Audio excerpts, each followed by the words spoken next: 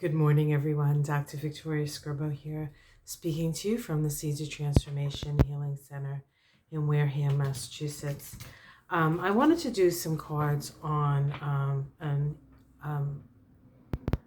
assault rifle ban, see if we're any closer to that actually happening. Of course, this in view of the tragedy that occurred in, excuse me, I gotta just poke my hair up here. In Illinois, in Highland Park, Illinois. Of course, there is a plethora of gun violence and the ease that people can get guns. Of course, Illinois is has pretty stringent gun laws, but all the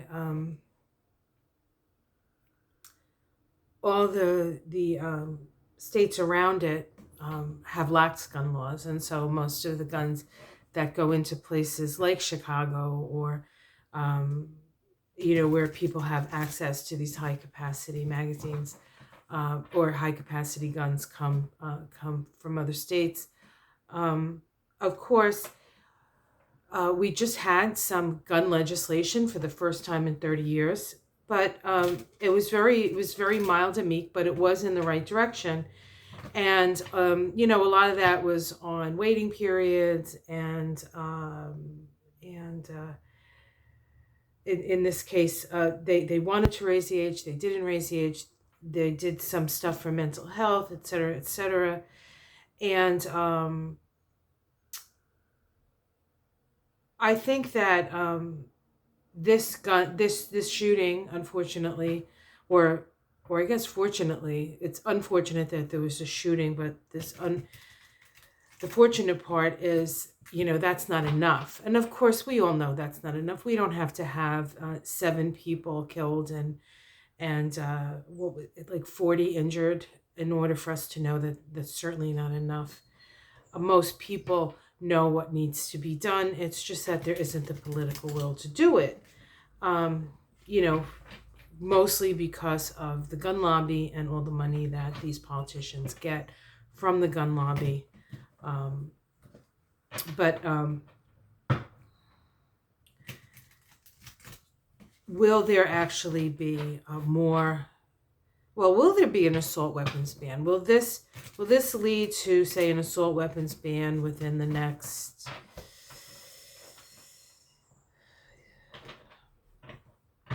year? We'll put a year out, right? I'll do a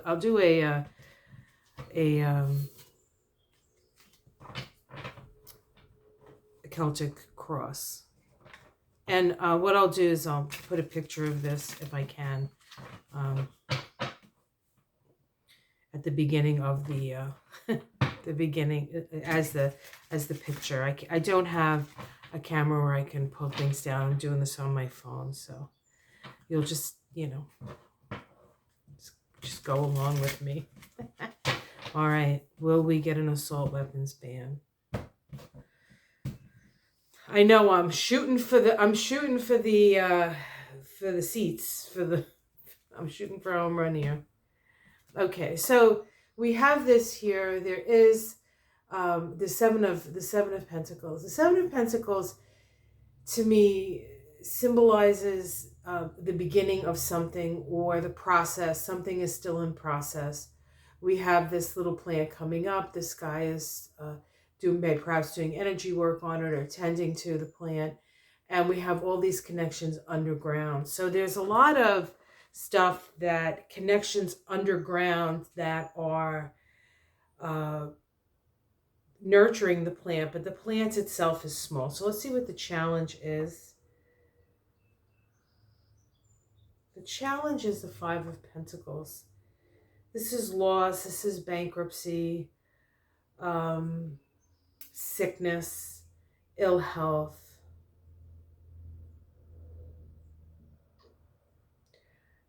There's a sense of blaming this all on mental health issues and trauma and feeling like there's no other choice but to do this, to take a gun and shoot things up. I mean, it's that stark, perhaps. Um, and that's a challenge. I also feel like this is, with these two cards, the way they come up, is there's this sense of people just being like, feeling powerless to change anything. So there's this sense of powerless to change anything. But at the core of the reading is the Seven of Wands. And the Seven of Wands is a card that especially in this deck, is a sense of certitude, a sense of knowing that you have the higher moral ground, a sense that you can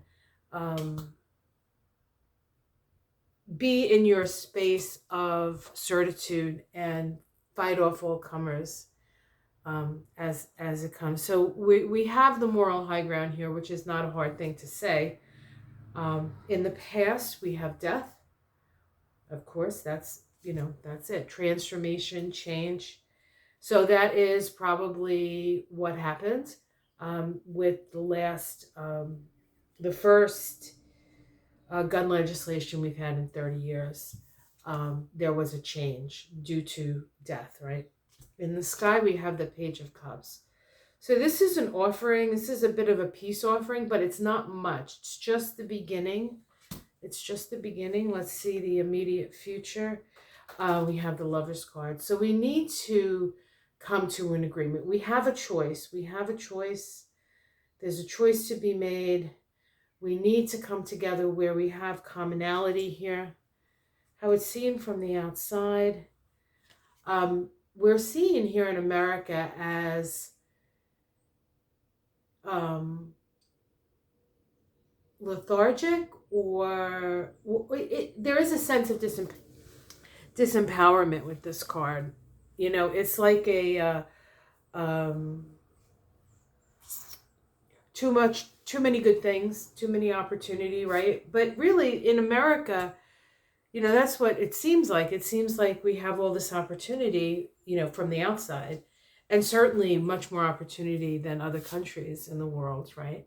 But there is this discontent. There is this malaise that people see us as not wanting, like, if you really want change, you'll do something to do change. But how do you navigate that when the people who can actually make the change refuse to do so, right? Let's see our domestic situation. Okay, we have the Ace of Wands. So in at the kitchen table, right? Those kitchen table things. Usually the kitchen table stuff is much more basic, right? It's like, can I feed my family? Can I drive to work?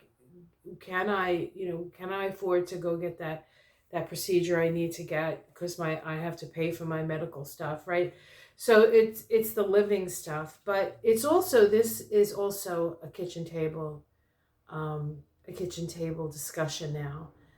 And we have the Ace of Wands here. So this is the beginning of new ideas, new ways, but it's coming from the people. Like the domestic situation, I think, would be the people here. So this is fomenting. This is coming. I feel like there's going to be another one of these small incremental steps that they're offering us. Let's see, hopes and fears. This is patience. This is patience. I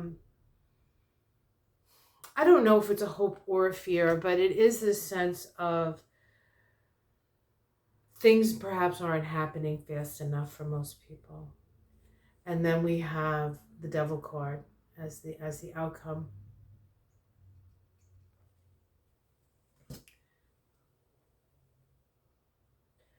I would say, as I look at these cards, that is not going to happen, right? The assault weapon ban is not going to happen within the time period that I offered, that I put there a year ahead, right? I don't see it happening. Underneath it, we have the Ten of Swords. This is this is ruination, right? Downfall. The Two of Cups, working on how to relate. This is a beautiful card. And then the Queen of Wands. So we have a woman here. I feel like there is, it's interesting because a couple of, when the whole Ukrainian thing came out, Lena Rodriguez from Tarot Down Under mentioned about the mothers of the Russian mothers. They need to come together, right? I feel like this is what's happening. What's going to happen with this is we're going to get more and more women, more and more just regular people figuring out what they can do.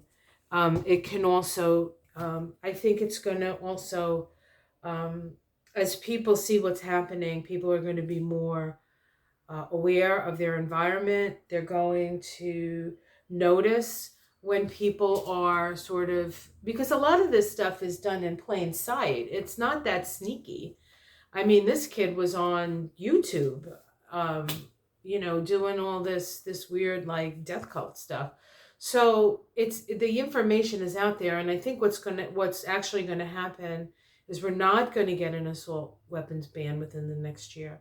But what will happen is that communities are going to get together and do it on their own terms, right? And hopefully we will be supported in that. Now, one of the things that both intrigues and concerns me is they're like, well, if we just like monitor their activity online and all this other stuff, which is useful. But isn't it just more useful? Doesn't it make more sense to just get rid of the effing guns? And then these people can be as crazy as they want and they can't kill anybody. These children who do this boy who did it in Highland Park, the boy who did it, and I'm going to say boy because they're obviously not mature. The boy who did it in Uvalde, the boy who did it in Parkland, or just any name any of them, are boys. They're young men who were born at a time that their whole lives we've been at war. This country has been at war in their whole lives. We've been, well, this guy was a year old when we went into Afghanistan, right? And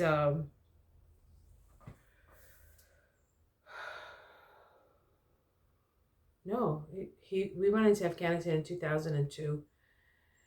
He was born in 2000. So he was 2 years old when we went into Afghanistan. The only thing that these kids really know is that, it's okay to go around and just, pummel people. Now, why can't they do it if the people in power are allowing that stuff to happen? And of course, we always have wars going on and all of this. But there's this theme here about bullying. There's this theme that we see it within our own country. How we went into Afghanistan, we went into Iraq on false pretenses. Then we left Afghanistan and we're leaving them high and dry, and people are starving, and we don't want to help the Taliban. But if we don't help the Taliban, we're not helping the people. What's our responsibility there? And we just, willy-nilly can go in and do all this stuff. Perhaps these kids are like, well, I have a grievance. I'm gonna, this is the world that I live in, and I'm a reflection of that world. There is a lot of trauma. There is a lot of realization that this isn't the way to go. And then we have the Ukrainian situation where we see somebody like Putin going in and just sort of doing whatever he wants, unprovoked, causing all this turmoil and tumult in the world. that way of doing things. We will not survive this, whether we're Americans or we're European or we're Russian or we're African or wherever, whoever we are. We're not going to survive this if we don't stop if we don't stop projecting our shadow on other people and trying to destroy it that way. We end up destroying ourselves. The only way is this way, is the way of coming together at the kitchen table, making the connections, finding that which unites us, having the higher moral ground, knowing that if you follow your heart. This is a Leo card, by the way. This is a 33 vibration, right? Christ consciousness. That's how we're going to be able to make the changes that are necessary. We're going to have to do it. And it's always that way. The grassroots always have to do it. So what I would say about this reading is don't expect much from Congress, but don't allow that to dissuade you from doing the things that you need to do to make your community safer, right? The devil is still, in a way, the devil is still in charge. And one of the powers of the devil is to make us think that we have no power, when in fact we have great power. It starts with our ability to connect to our inner selves, to follow the promptings of our heart, reach out to other people, find the commonalities that you can share with those people, and work from that point. And it's always a grassroots thing. It's always grassroots. It's never anything else. Let me just pull I want to pull one more card. I'm going to pull a mystical shaman oracle and see what they say. What the mystical shaman has to say about this. Some advice, perhaps. So today I'm going for a root canal. Woo! I'll let you know how that goes. I'll be like, I know, never had one. Everybody's terrified of them. So I guess as long as the dentist just like numbs me out, I can almost deal with anything, I think. Maybe I need to put like earbuds in or something. Maybe I'll go pick up some earbuds. Just to like listen to something else instead of I don't want to think about it. It's a couple hours away still, so I'm not too scared yet. And I've never really been scared about dental stuff, but it's so close to your ears and your eyes. I don't know how dentists honestly do it. My last few dentists had really small hands. That was very helpful. Okay, let's see. The seer. The seer comes up. Let's see what the seer says. 45. Oops.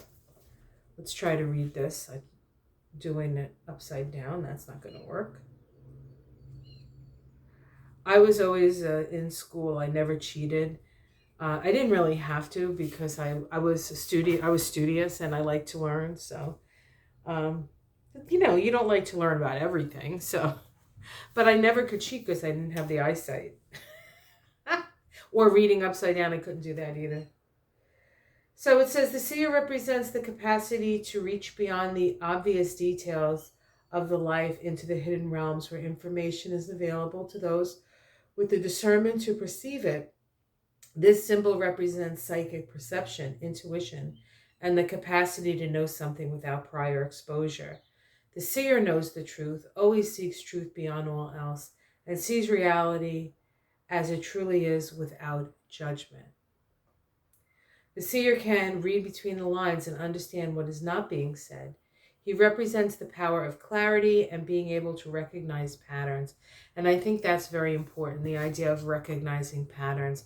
In fact, that's what astrology really is. It's a recognition of patterns of planetary movement and then patterns of cultural or personal or collective.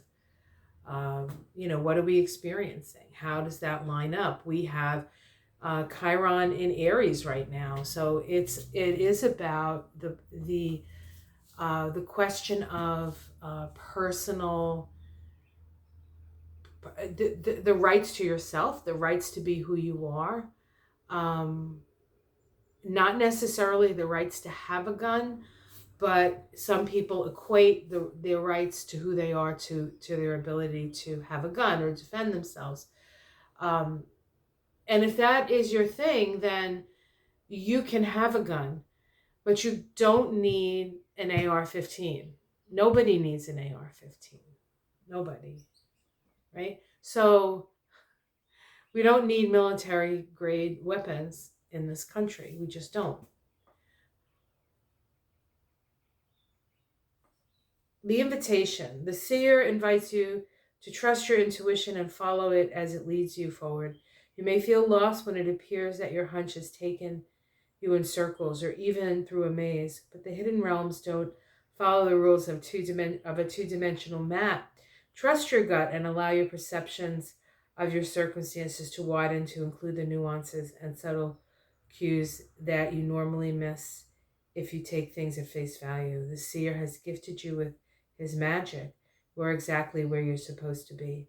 Your vision is clear. And this is the medicine, in case medicine resonates with you. It says the seer has arrived now to challenge you to get out of denial and begin telling yourself the truth about your situation. Wistful thinking will not make what you desire happen when you're refusing to see things as they are. The truth may hurt, but it will set you free and claim the bounty that is waiting for you to notice it. This is a movement of true power. The seer offers you his medicine where you are ready, when you are ready. Surrender your vision to spirit and ask to be shown the truth. No matter the price, once you do so, your eyes will open and you will receive a powerful gift.